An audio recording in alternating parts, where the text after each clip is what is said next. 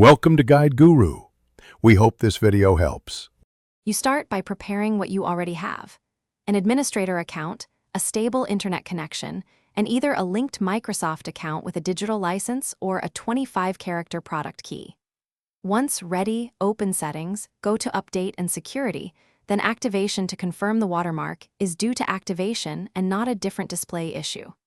Make sure your device's edition, Home versus Pro, matches the license you plan to use. Mismatched editions will prevent activation and leave the watermark visible. Next, enter your product key or sign in with the Microsoft account that holds the digital license. In Activation, select Change Product Key to type your 25-character code, or choose to add your Microsoft account and link the device. If Windows shows an error, run the Activation Troubleshooter. It diagnoses common issues and often reassigns a digital license automatically. Make sure to check that your Windows edition matches the license. If it does not, upgrade or install the correct edition before continuing. To finish, restart your PC after a successful activation attempt and confirm the watermark is gone in Settings Activation.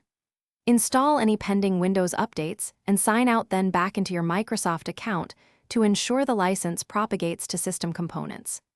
If the watermark persists, one key troubleshooting tip is to check for an edition mismatch or duplicate keys.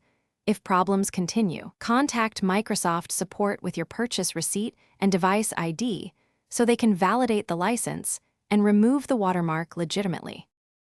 Thanks for watching. Consider subscribing if we helped you today.